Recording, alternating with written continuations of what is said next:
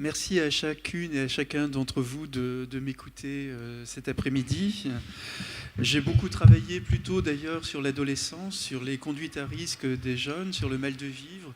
C'est beaucoup plus rare que je travaille sur des questions propres à l'enfance. J'ai beaucoup travaillé en effet autour de la question du corps, autour de l'anthropologie du corps, ce qui m'a amené à travailler sur le visage, sur les émotions, sur la douleur et également sur les perceptions sensorielles. Les perceptions sensorielles, ça a été mon livre « La saveur du monde, une anthropologie des sens ». Et c'est, je crois, le livre qui me vaut l'invitation parmi vous. Et dans ce livre, je m'étais en effet beaucoup interrogé sur la manière dont chacun de nous entre dans une culture sensorielle qu'il partage avec les membres de sa communauté et donc intègre aussi un vocabulaire qui lui permet d'échanger des émotions, des impressions, des sensations, etc. Voilà donc ce dont je vais vous parler cet après-midi. Il y a tant de choses à dire, évidemment, sur les sens ou sur l'anthropologie des sens et sur la manière dont l'enfance, par exemple, intègre une culture sensorielle qui lui permet de comprendre son environnement et d'échanger à son propos. Tout mon travail d'anthropologue, je dirais, vise à briser les évidences, à briser les tenues pour acquis et à montrer combien le monde est immense et combien chacun de nous aurait été différent s'il était né ailleurs, et même dans le village d'à côté, dans une autre classe sociale, à une autre époque, dans une autre culture, mais aussi si nous étions nés les uns ou les autres dans un autre sexe.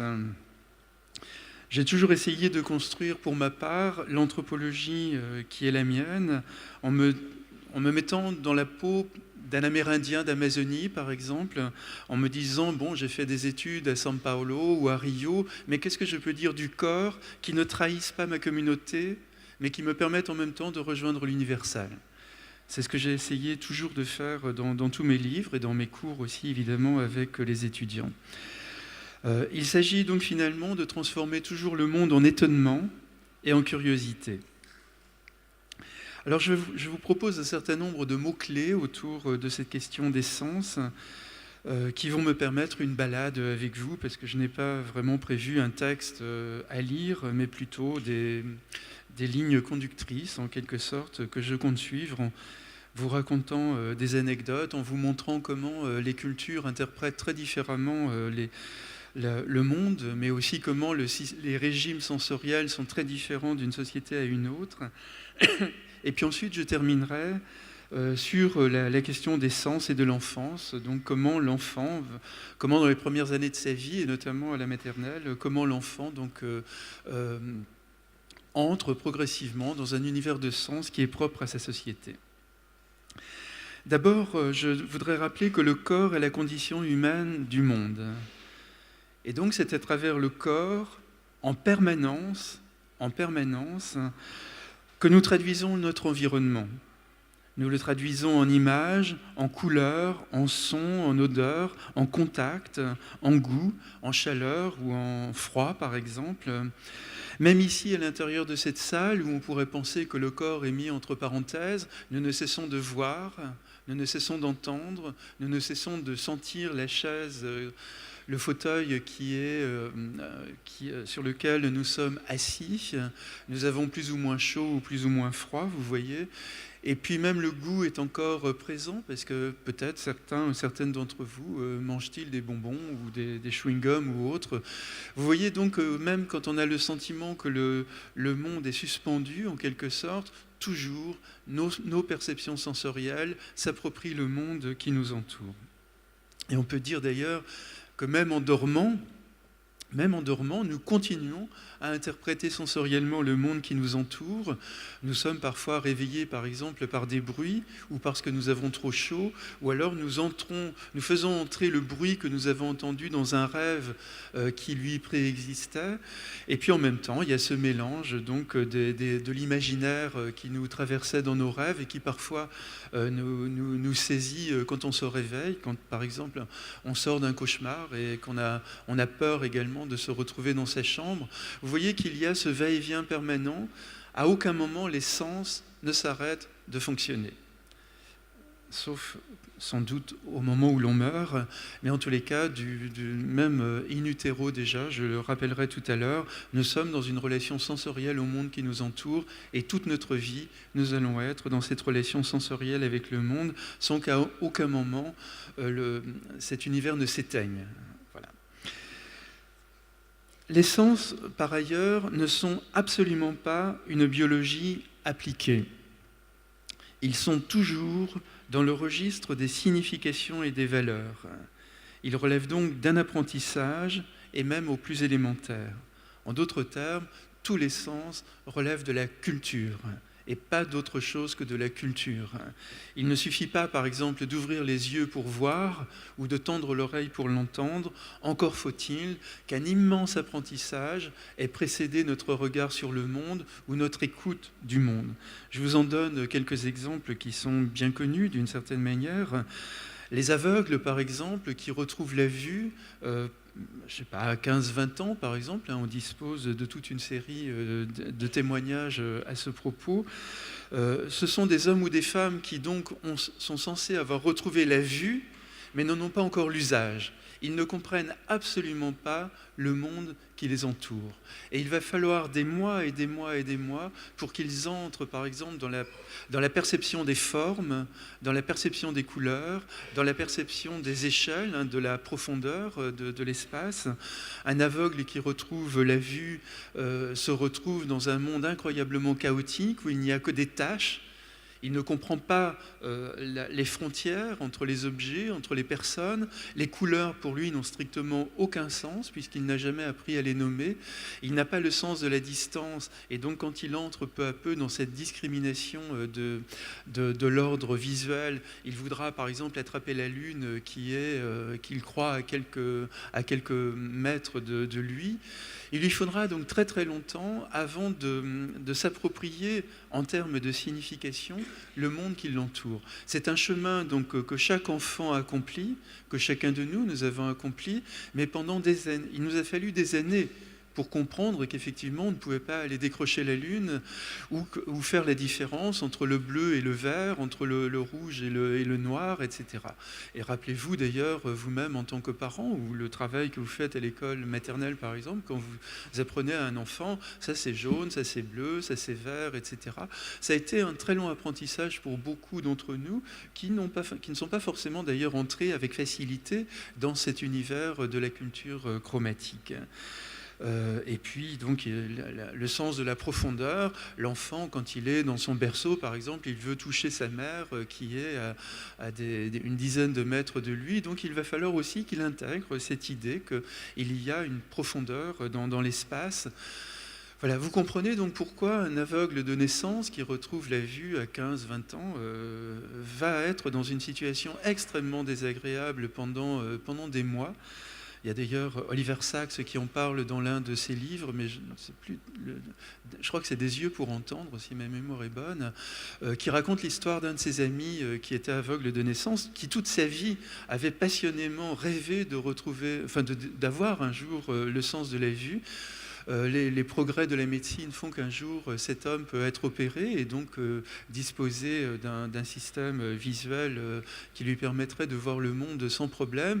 Mais cet homme va plonger dans une dépression terrible parce que justement le monde lui paraît absolument incompréhensible et à tel point incompréhensible donc qu'il en éprouve de l'angoisse et qu'il continue encore à vivre en touchant en permanence tout le monde qui l'entoure parce que le toucher, le sens du toucher et la seule médiation, et l'ouïe aussi évidemment, sont les seules médiations qui lui permettent d'avoir une relation sécurisante avec le monde.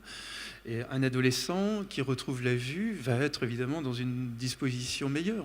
On est plus enclin à apprendre quand on est plus jeune, mais il faudra également à ce garçon ou à cette fille une certaine ténacité pour entrer dans cette espèce de langue visuelle qui est totalement codée, qui n'a absolument rien de biologique, absolument rien d'inné, mais que nous nous approprions donc à travers l'éducation, la socialisation que nous vivons à l'intérieur de notre famille.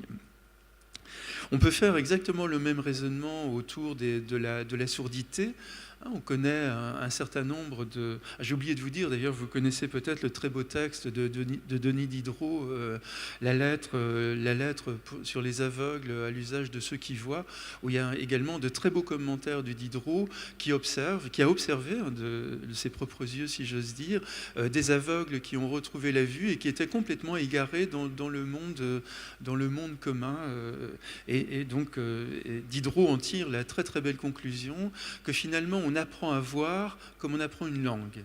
Et on entre dans la langue française parce qu'on est dans une famille française, mais de la même manière, on apprend à voir le monde d'une certaine manière parce on grandit dans une certaine culture, dans une certaine forme, dans une certaine classe sociale, etc. Donc on peut faire le même raisonnement autour de la surdité. On connaît également des garçons ou des filles, ou des hommes ou des femmes qui retrouvent l'ouïe à un âge assez avancé. Et contrairement à ce qu'on pourrait penser, c'est un univers également terrifiant. Il va falloir énormément de temps pour ces personnes, même jeunes, pour discriminer les différents sons qui règnent autour de chacun de nous dans l'espace. C'est-à-dire que pour le sourd qui retrouve l'ouïe, en fait, il ne va entendre que des bruits. Et des bruits qui vont faire effraction en lui parce qu'il n'a jamais appris à les décoder en termes de son et en termes de sens. Donc le bruit d'une voiture va lui être absolument épouvantable, même si vous lui faites écouter Mozart ou n'importe qui d'autre, il va éprouver cette musique également comme une violence. Les voix humaines vont lui paraître également terrifiantes. Il va lui falloir très longtemps également pour détacher les différents sons en y adjoignant donc des significations et pour pouvoir entrer dans un univers sonore compréhensible qui va cesser de le faire souffrir. Mais je me souviens d'une jeune femme qui avait retrouvé l'ouïe alors qu'elle avait une vingtaine d'années et qui était absolument terrorisée par cet univers sonore qu'elle vivait en permanence comme une violence, et elle disait « mais comment pouvez-vous vivre dans un monde aussi épouvantable ?» Et c'est une jeune femme qui s'est tuée très vite, tuée d'avoir été guérie, entre guillemets, si on peut dire les choses comme ça. Enfin, pas d'avoir été guérie, mais en tous les cas d'avoir échappé à ce qui pourrait apparaître comme une mutilation. Encore, beaucoup de sourds refusent de concevoir beaucoup de personnes sourdes et muettes refusent de considérer que la surdité et la mutité sont des handicaps ou des mutilations. Mais bon, en tous les cas, cette jeune femme avait vécu le fait de retrouver l'ouïe plutôt comme une tragédie personnelle, de la même façon que l'aveugle dont nous parle Oliver Sacks. Voilà, vous voyez donc que le monde est quand même beaucoup plus compliqué qu'on ne l'imagine et qu'il y a en nous beaucoup plus de ressources que nous ne l'avions imaginé de prime abord. Mais s'il y a en nous toutes ces ressources, c'est que nous avons été d'abord des enfants qui ont été portés par leurs parents, portés ensuite par les enseignements que nous avons reçus à l'école et qui nous ont détachés de notre famille pour nous ouvrir davantage au monde. Et puis après, quand on prend de l'âge, on voyage et puis on découvre comment le monde est immense. Mais dans un premier temps, donc, il faut bénéficier de toutes les ressources de socialisation qui sont propres à une culture. Alors, je pourrais prendre d'autres exemples également pour vous montrer que pour vous montrer comment l'univers des sens est incroyablement compliqué et qu'on n'en a finalement jamais fait le tour. En même temps, c'est une manière de vous rappeler que quel que soit notre âge, on a toujours un monde immense devant nous à découvrir si on le souhaite. Je pense par exemple à celles ou ceux d'entre vous qui font des stages d'œnologie. Apprendre donc à sentir le goût du vin. Voilà, je crois que pour un certain nombre d'entre nous, de prime abord, on ne voit pas tellement les différences entre les différents vins, par exemple. Il y en a qu'on aime plus ou moins bien, mais en tous les cas, il nous manque un vocabulaire pour pouvoir nous approprier de manière plus sensible les différences que l'on perçoit. Quand on fait un stage d'énologie, on découvre que finalement, dans son verre, il y a un univers absolument prodigieux, incroyablement compliqué, et quand on est bien attentif, et au terme de quelques jours, finalement, on s'approprie complètement cet univers, alors que dans un premier temps, on avait tendance à penser que le vin est toujours du vin, une bière est toujours toujours de la bière, ou à la limite même l'eau est toujours l'eau. Alors qu'en fait, il y a infiniment de goûts d'eau, de goûts de vin, puis même le vin, ce n'est pas seulement du goût, c'est aussi des arômes, c'est une odeur, c'est une vue. Les gens qui connaissent bien la culture du vin sont capables de visualiser des vallées, des collines. Enfin, c'est un univers absolument incroyable. Voilà. Mais là, pour beaucoup de gens, évidemment, c'est un univers qui restera à jamais insu, incompréhensible, peut-être parce que ce sont des gens qui n'aiment pas le vin ou l'alcool, mais aussi parce qu'on n'a pas forcément l'idée d'interroger la banalité de ce verre de vin qui est autour de notre assiette dans un restaurant ou chez soi. On peut faire le même raisonnement évidemment autour de la musique. Si on se lance soudain dans l'apprentissage de la guitare ou du piano, quel que soit aussi son âge, on va découvrir que, même pas seulement d'un instrument de musique, si on veut simplement apprendre le solfège ou autre, on découvrira également que la musique est incroyablement compliquée, mais qu'il y a des codes, il y a des clés. Et quand on ne connaît pas ces clés, tout nous paraît absolument incompréhensible. Mais dès lors qu'on entre dans les clés, dès lors qu'on possède les clés, on entre dans une familiarité sonore. Bon.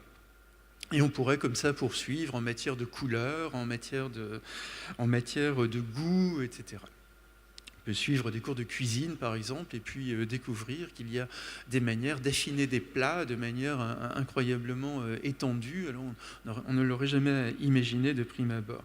C'est d'ailleurs aussi, pour moi, une manière de vous rappeler qu'on n'est jamais enfermé dans un univers sensoriel propre, par exemple, à son enfance ou à sa société ou à sa culture. À tout moment, on peut apprendre. Nous ne cessons jamais d'apprendre, je crois que c'est l'une des grandes leçons d'ailleurs de l'anthropologie.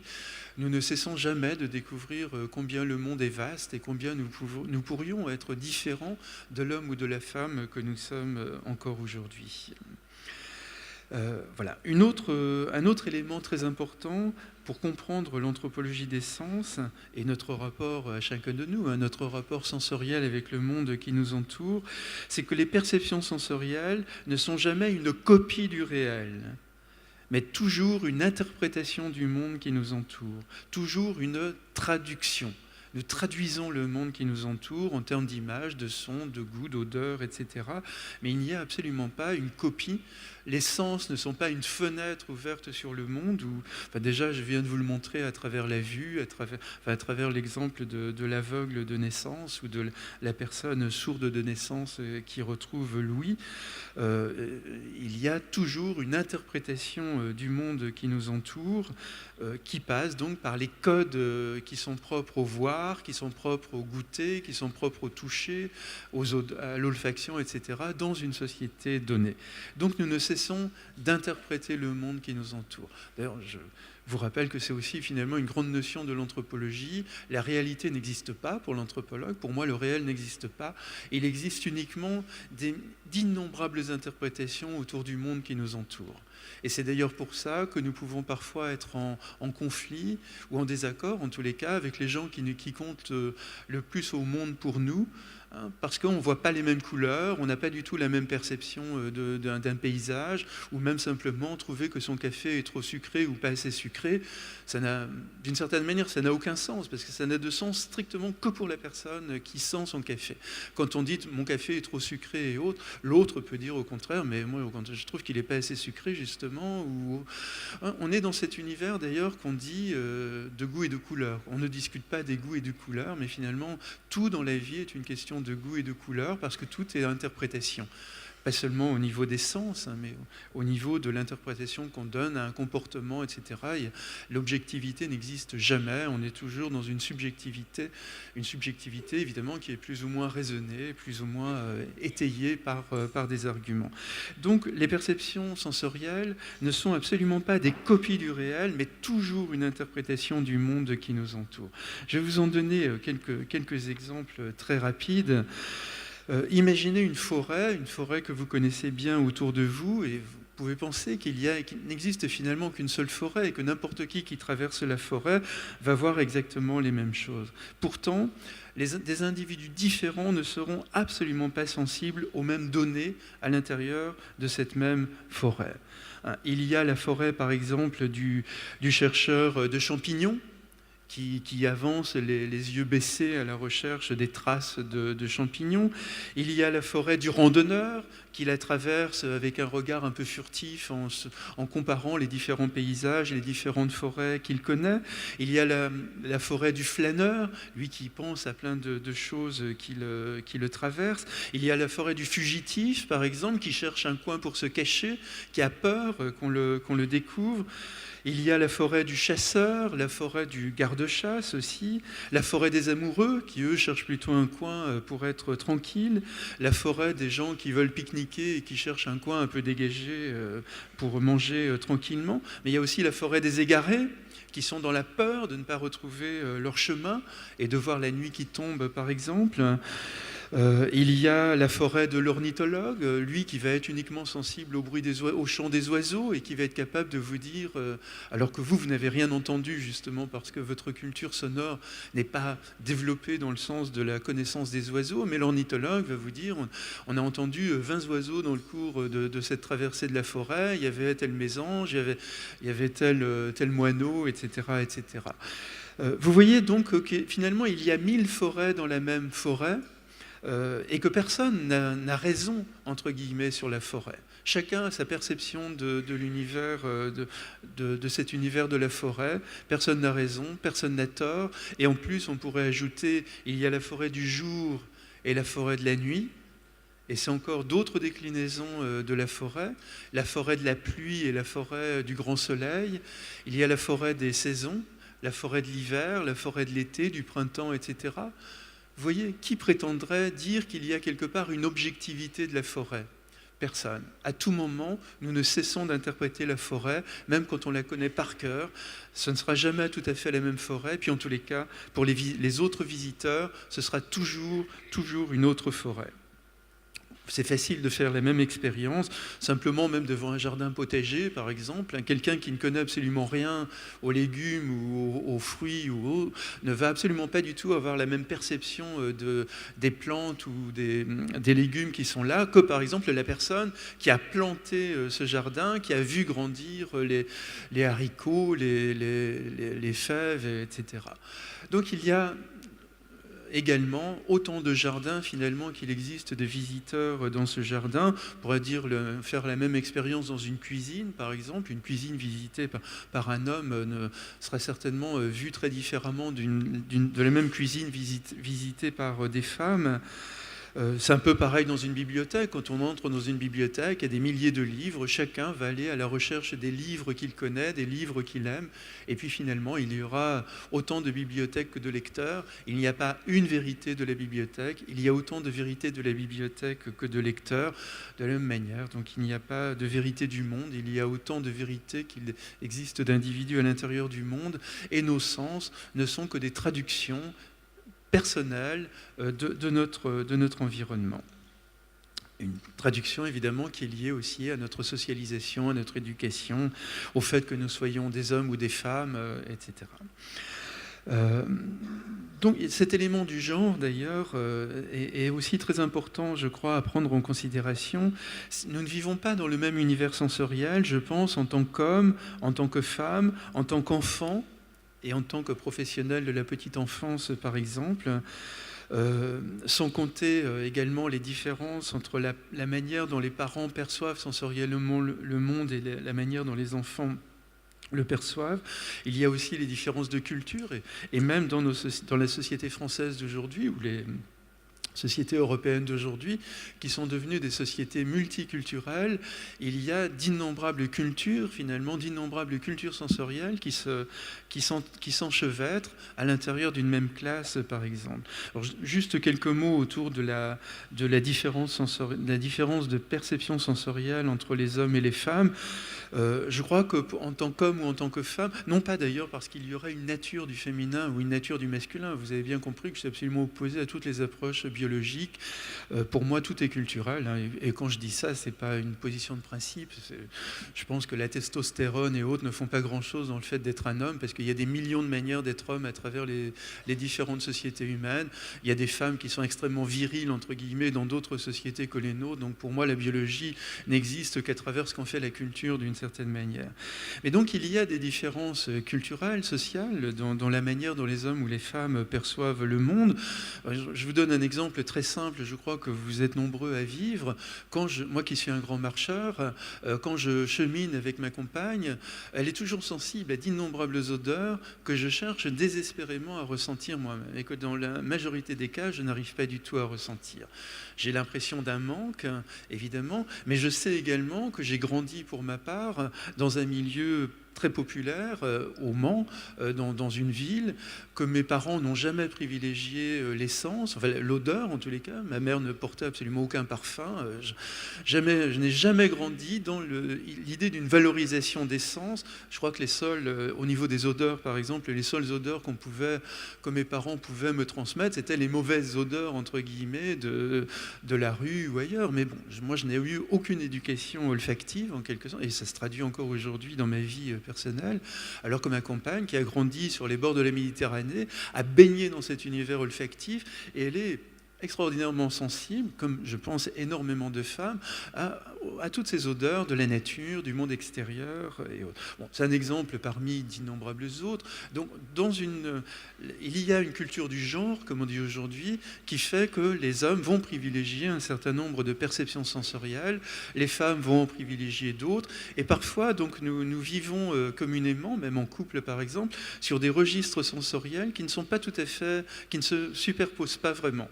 D'où parfois les conflits d'ailleurs sur le fait, sur les odeurs, sur le goût, sur la vue, etc. Parce que tout simplement, nous sommes chacun les héritiers d'une culture, d'un apprentissage qui est marqué par la manière dont nos parents nous ont aussi élevés.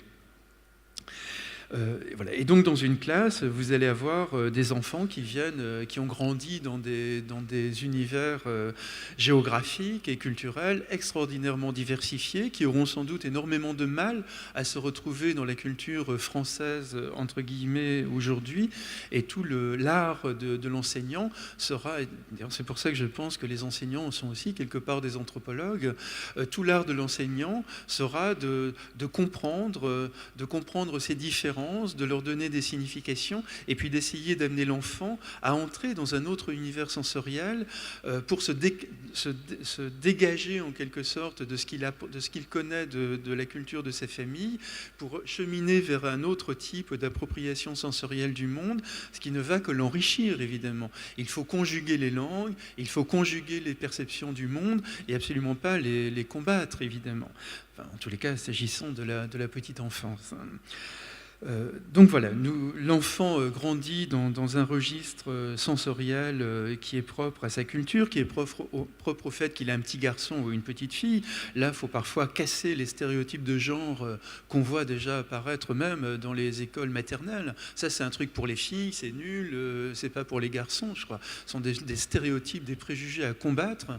Et c'est là aussi que l'enseignant est quelque part un anthropologue, de rappeler qu'il faut de tout pour faire un monde, et qu'on n'est pas là pour juger les autres, on est là pour les comprendre et pour vivre avec, parce que de toute façon, le lien social est un tissu de différences qui doit s'harmoniser de la meilleure manière possible, sinon on vit dans le conflit, dans les tensions, dans les malentendus, etc.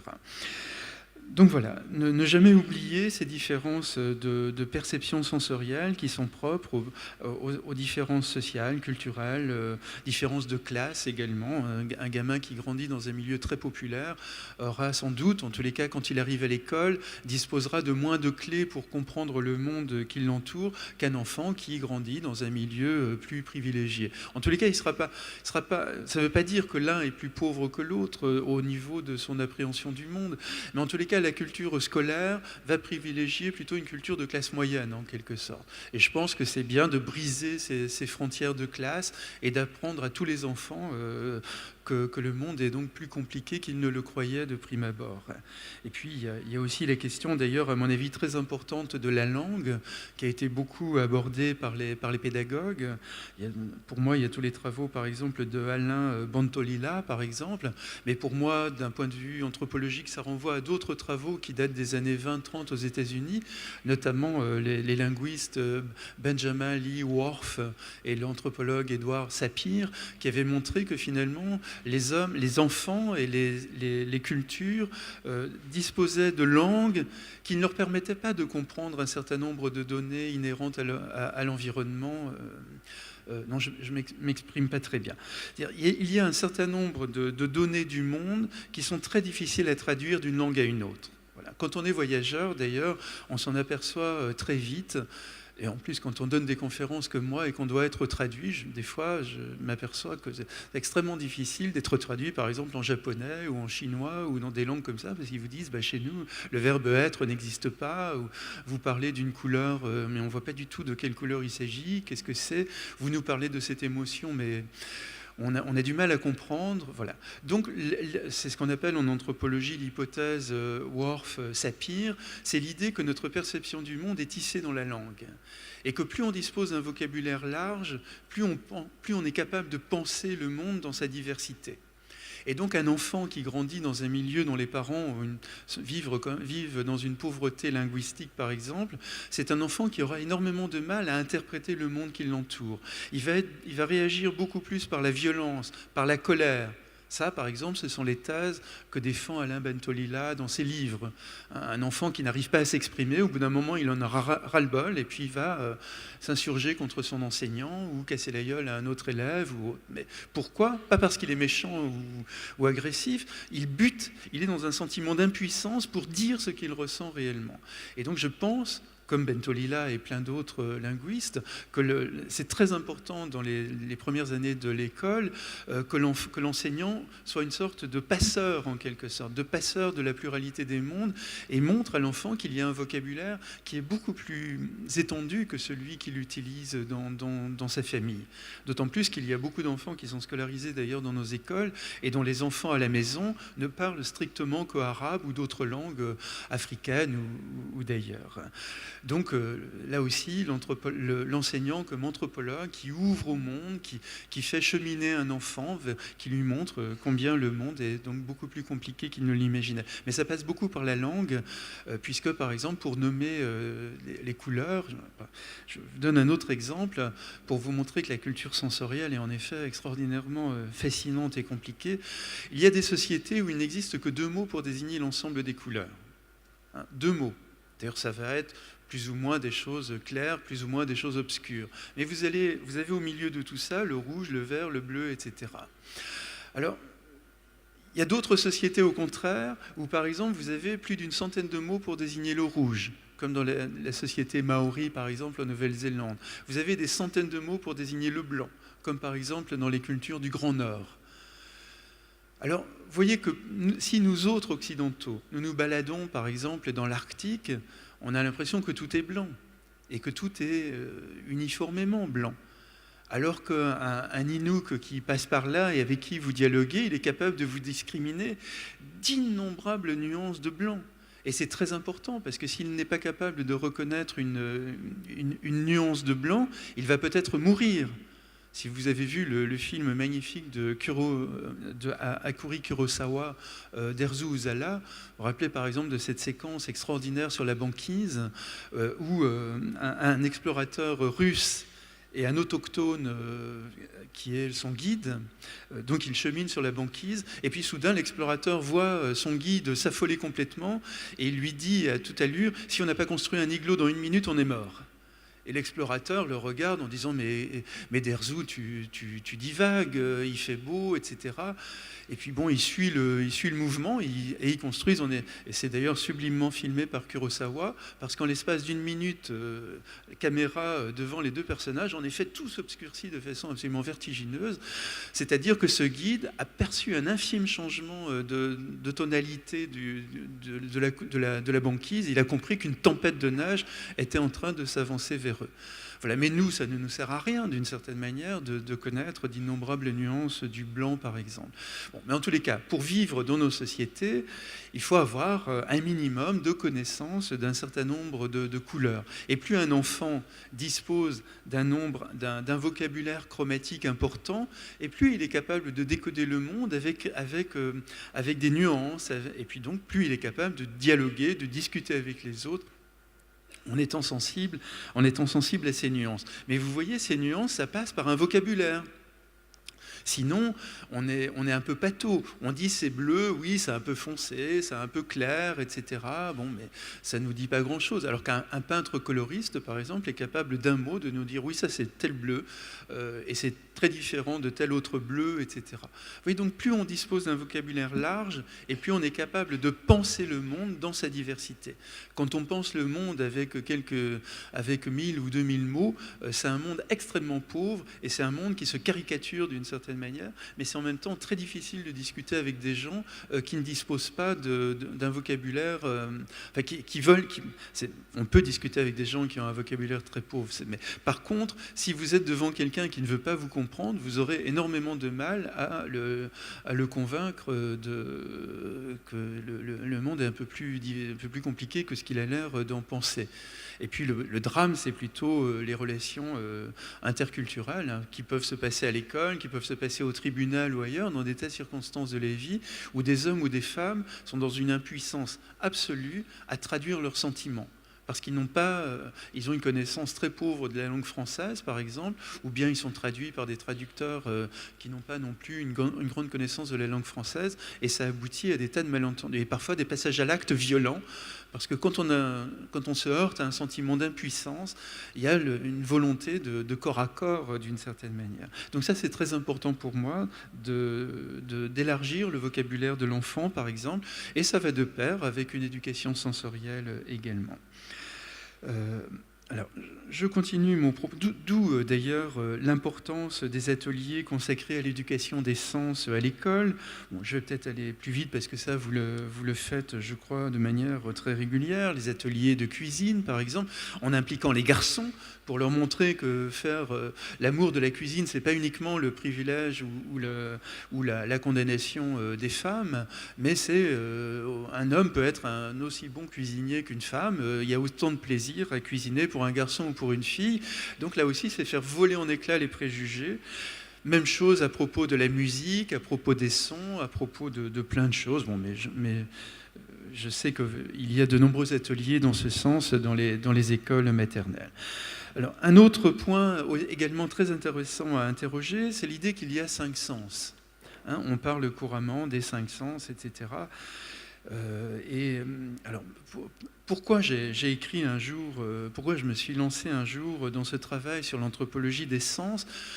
C'est parce que d'abord, lorsque j'étais étudiant, je me souviens d'avoir lu un interview d'un grand écrivain péruvien qui s'appelle Miguel Scorza, qui est mort assez jeune dans un accident d'avion, qui est beaucoup traduit, qui a une dizaine de livres qui sont traduits en français. Mais j'avais lu cette interview à l'époque, et cet homme qui vivait donc dans des villes qui sont proches de la forêt vierge, disait qu'il avait grandi avec les Indiens et qu'il était convaincu que les Indiens avaient plus que 5 sens.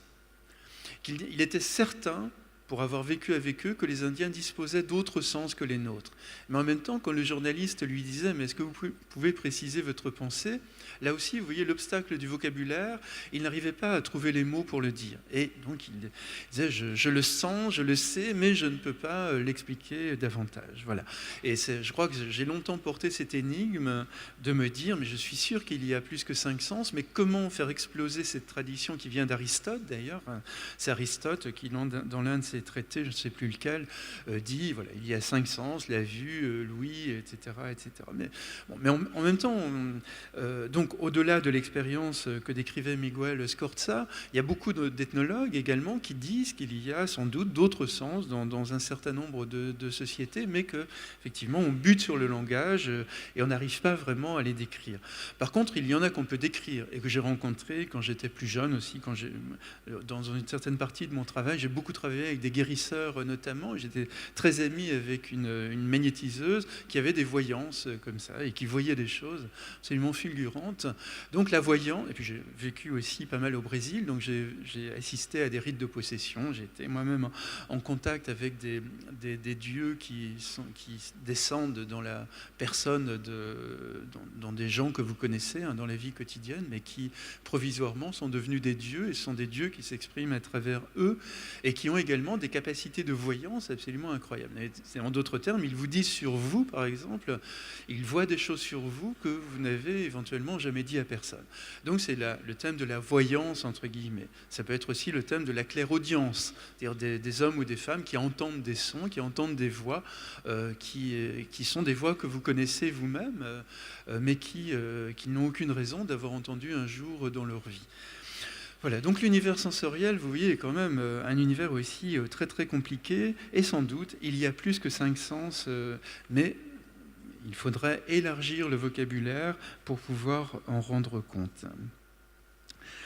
Alors évidemment aussi, la hiérarchie sensorielle n'est pas du tout la même d'une société à une autre. Nous avons tendance à valoriser énormément la vue, société du look, société de l'image, société de l'apparence, société du spectacle, etc. Il n'est de monde finalement que ce qui est passé par la vue.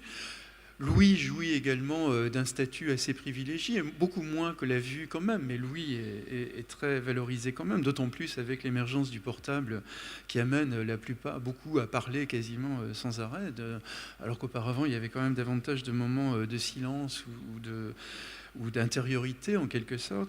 Bon, la vue et l'ouïe sont les 2 sens ultra privilégiés de nos sociétés occidentales. Les sens les plus méprisés, c'est l'odeur par exemple. Généralement, l'odeur est plutôt perçue péjorativement, comme on associe plutôt odeur à mauvaise odeur qu'autre chose. La culture olfactive est donc assez peu valorisée. Le toucher, on n'en parle pas beaucoup. Aristote, d'ailleurs, le considérait comme un sens animal, entre guillemets, considérait que le toucher était un sens que les humains partageaient avec l'animal, donc ce n'était pas un sens très, très agréable, d'une certaine manière. Et puis le goût est aussi... est quand même, à mon avis, de plus en plus valorisé. Quand vous voyez le nombre d'émissions de radio ou de télévision sur la cuisine, c'est devenu absolument hallucinant. Mais un peu comme si c'était l'une des dernières choses qui nous restait de tangible dans un bonheur du quotidien. Et donc au moins que cela non plus ne soit pas dérobé en quelque sorte. Bon, donc le goût est en train d'être davantage valorisé aujourd'hui dans nos sociétés.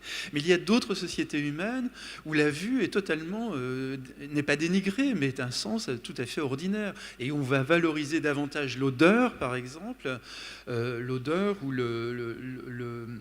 l'ouïe, par exemple, dans des sociétés de forêts vierges qui sont assez sombres, par exemple. Bah, évidemment, la vue ne suffit pas. Il faut être également extrêmement attentif au bruit et savoir décoder l'avancée d'un serpent ou d'un animal sauvage ou d'un ennemi, par exemple. Il faut aussi sentir.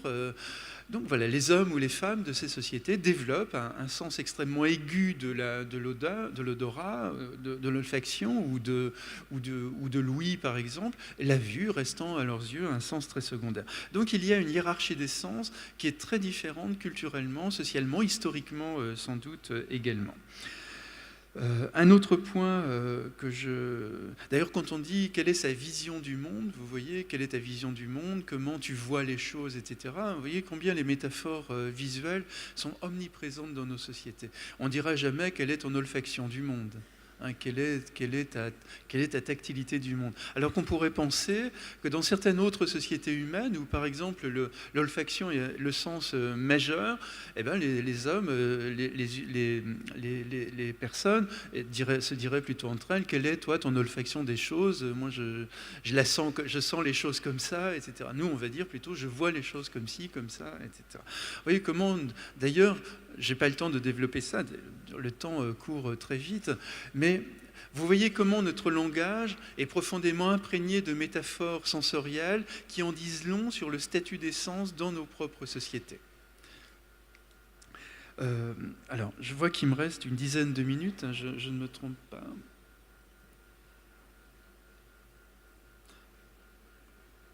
Une dizaine de minutes. Alors, je suis en train de réfléchir à ce que je pourrais vous dire. Non, j'ai l'impression d'avoir dit les choses essentielles. Hein. C'est plutôt pour essayer de répondre à un certain nombre de questions que peut-être vous vous posez. Quelques mots quand même qui peuvent éclairer, entre guillemets, en tous les cas. Vous voyez, encore une métaphore visuelle, hein, éclairer.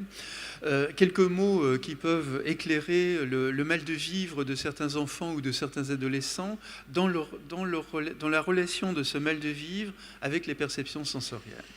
Voilà. Et là, on est sans doute davantage dans le registre des conduites à risque de nos jeunes. Mais regardez par exemple comment le goût métaphorise le goût de vivre. Le goût métaphorise toujours le goût de vivre. Quand par exemple nous sommes en deuil, nous perdons tout appétit. Quand on est dans une situation de dépression, de mal de vivre, généralement, on a perdu l'appétit de vivre et parallèlement, on a perdu l'appétit de manger.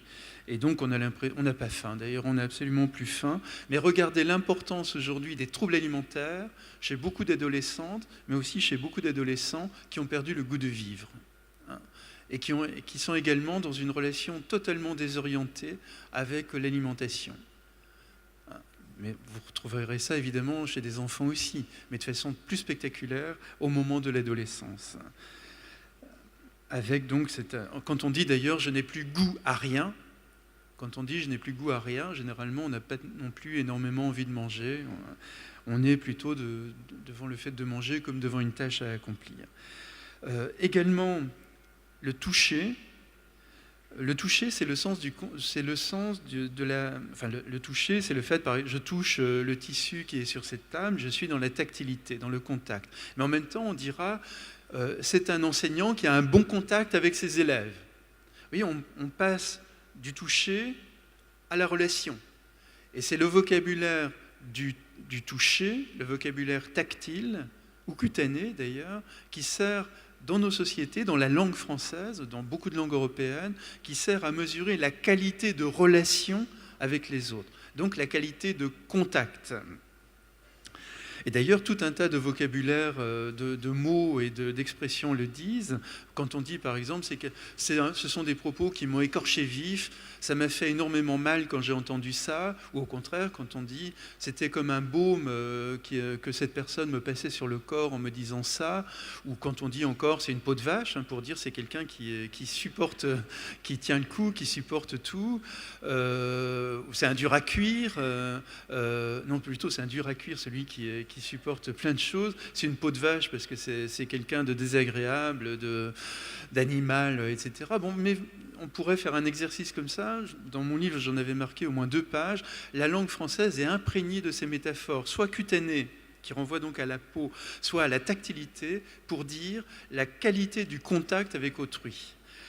Et là, on retrouve évidemment de manière fulgurante d'innombrables conduites à risque de nos jeunes, à commencer par les attaques au corps, les scarifications, le fait de se brûler la peau, de s'excorier la peau, mais aussi sans doute cette recherche de sensations brutales à travers l'alcoolisation extrême, à travers la toxicomanie, à travers la vitesse sur les routes ou autre, ou même la musique écoutée absolument à fond, cette manière de se faire percuter en quelque sorte par un monde qui échappe complètement à cet adolescent mal dans sa vie, mal dans sa peau. Vous voyez encore une autre métaphore cutanée, mal dans sa peau. Et comment, finalement, c'est vraiment la dimension, on est encore dans la dimension des sens, c'est le toucher, et donc la tactilité du monde, en quelque sorte, qui est mis en difficulté dans ce contexte de nos adolescents qui sont en grande détresse, en grande souffrance.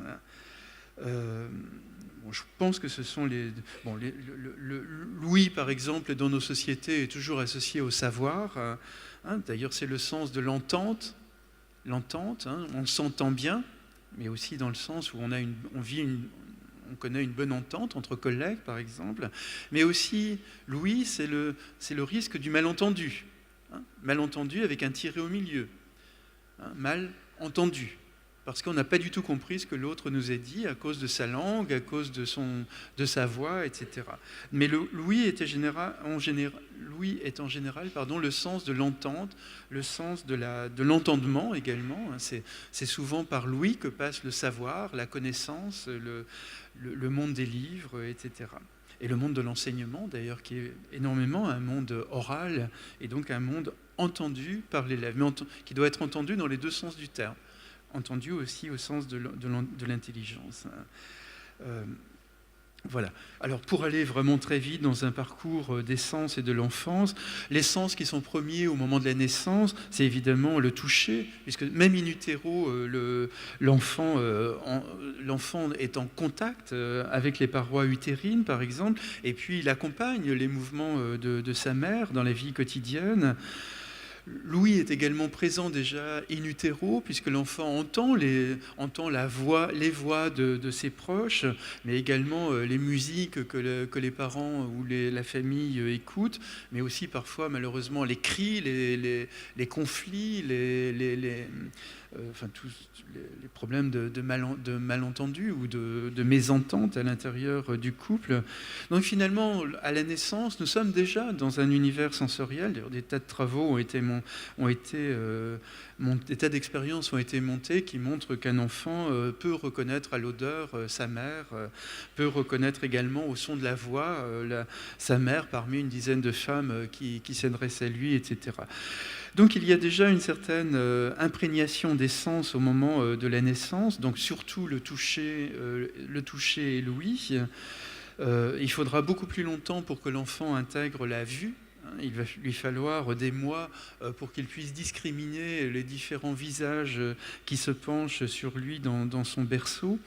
Et c'est à travers l'éducation, la socialisation, l'identification aux proches que l'enfant progressivement va entrer dans un univers sensoriel qui est propre, je vous l'ai dit, à sa famille, à sa classe sociale, à son appartenance culturelle, etc. La peau va rester pendant toute la durée de notre vie, pour chacun de nous, même quand on sera infiniment vieux, la peau, ou qu'on soit un enfant qui vient de naître, la peau est vraiment la médiation fondamentale de la relation avec le monde. C'est l'organe premier de la communication. C'est pas pour rien donc qu'il y a toutes ces métaphores cutanées ou tactiles qui imprègnent la langue.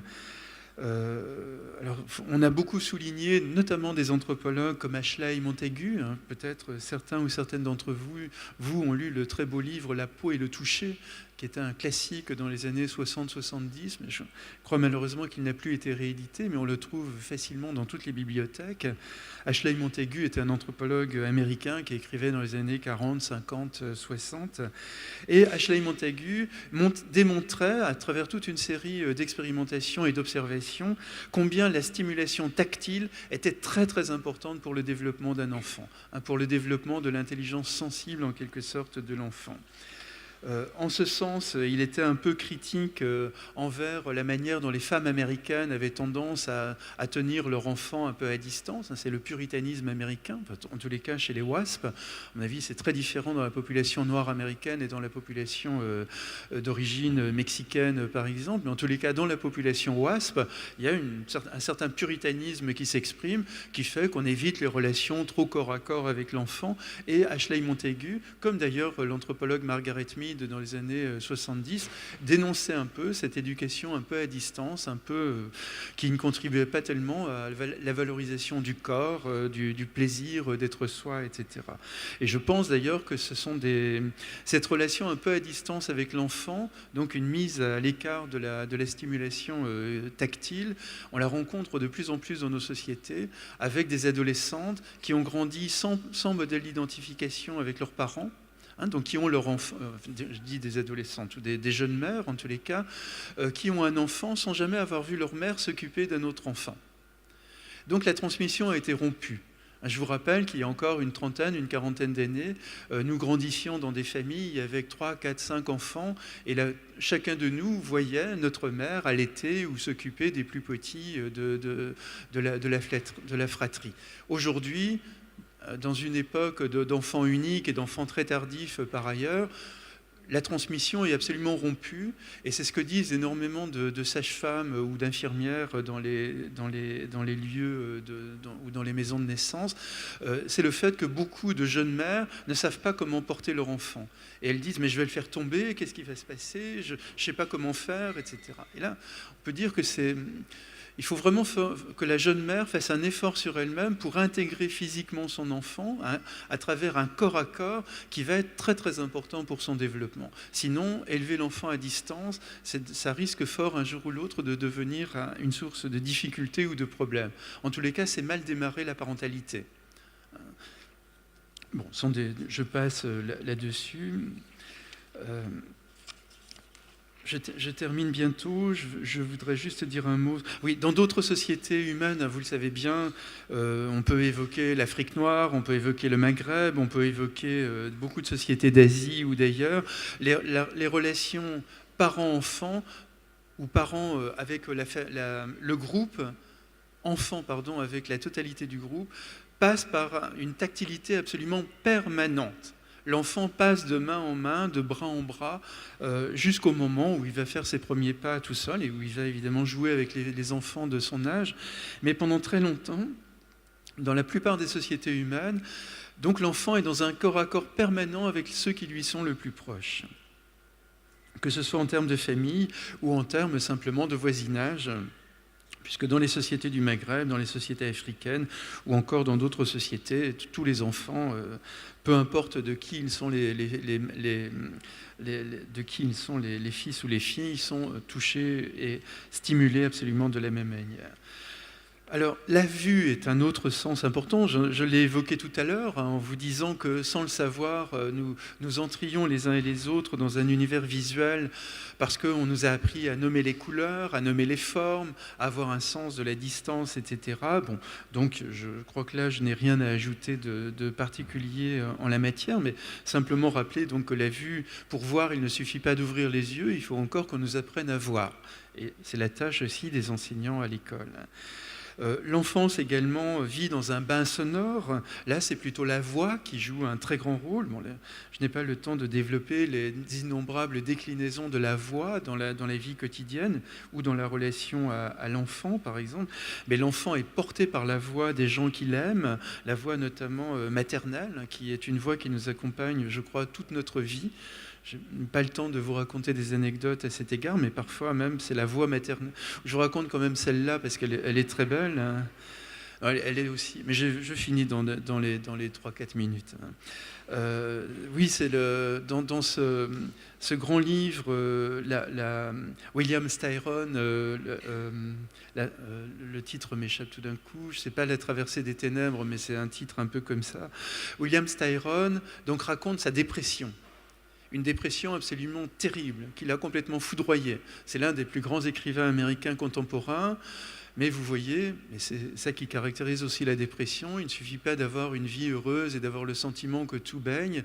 La dépression nous prend parfois de plein fouet et sans que rien ne le laissait présager. Et donc William Styron raconte dans ce livre sa traversée des ténèbres en quelque sorte, et il est tellement dans un sentiment de mépris à l'égard de lui-même, un sentiment de nullité personnelle, d'insignifiance, qu'un soir il décide de se tuer. Et il est chez lui et au moment où il va, avant de monter, j'imagine, dans la salle de bain où il veut peut-être s'ouvrir les veines, il prend une cassette dans la pièce où il est et il met la cassette un peu machinalement.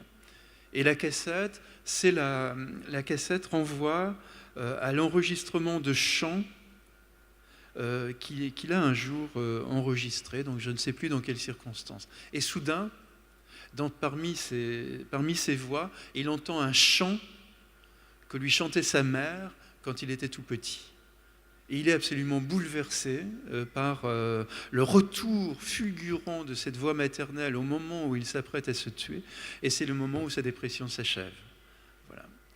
Je crois que ce n'est pas pour rien sans doute que beaucoup de gens qui meurent, même quand ils ont 100 ans, appellent leur mère à leur chevet C'est que toujours, au dernier moment, il y a la voix maternelle qui est là pour nous porter, nous soutenir.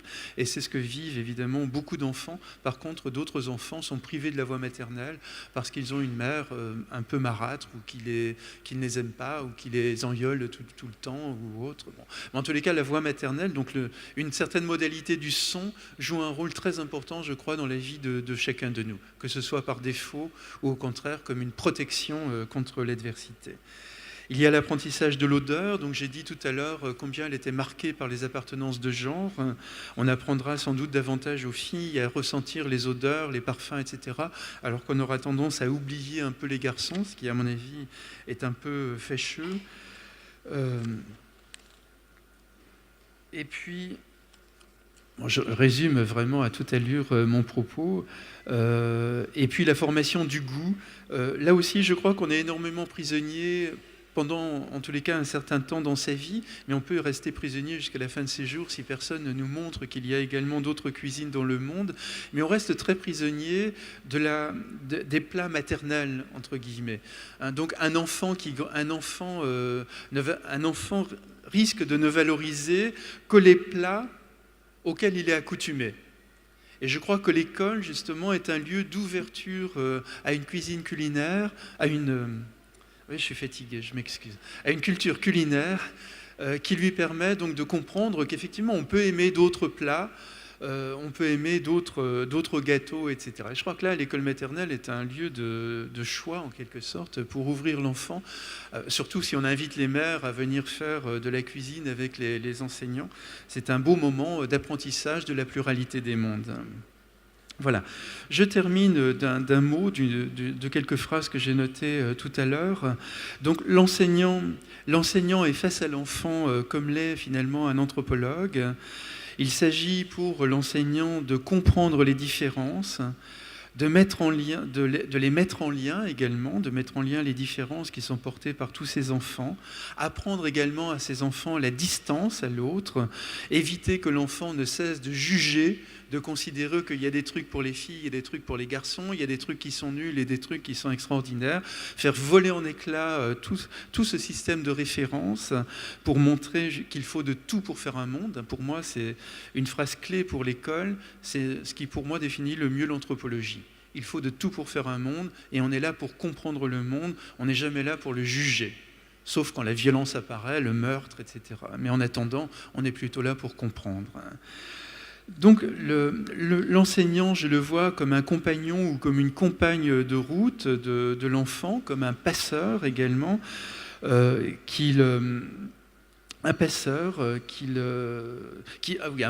qui parfois nous accompagne toute notre vie. Moi, je crois que j'ai une dette encore aujourd'hui avec des enseignants quand j'étais petit et que j'étais justement un élève assez turbulent, mal dans sa peau, etc. Mais je crois que j'ai rencontré des enseignants très brutaux à mon égard quand j'y repense aujourd'hui, mais d'autres qui ont été des extraordinaires, des modèles d'ouverture et dont je suis toujours face auxquels je me sens toujours en dette. Chaque fois que je publie un livre ou que je me retrouve devant mes étudiants à la fac, je me dis, il suffit d'un souffle pour que je ne sois pas là aujourd'hui. Et si tel enseignant qui m'a accueilli en essayant de me comprendre plutôt que de me juger, si cet enseignant n'avait pas été là, je n'aurais sans doute pas été là non plus. Moi. Voilà. Donc, l'enseignant comme passeur, j'ai du mal à me relire, je m'excuse. L'enseignant comme passeur, parce que je crois aussi que nous sommes, les premières années de notre vie sont un peu les héritiers, vont nous plonger dans un univers qui va nous accompagner toute notre vie. Je crois que c'est là où on acquiert une intelligence sensible du monde. Et cette intelligence sensible, bien sûr, elle peut s'ouvrir à tous les âges de la vie, mais en même temps, il y a une matrice, en quelque sorte, qui est donnée par l'école, par nos parents. Voilà. Et c'est pour ça que votre rôle n'est pas seulement un rôle éducatif, mais un rôle éthique aussi, fondamentalement un rôle éthique. Voilà. Merci infiniment de votre attention.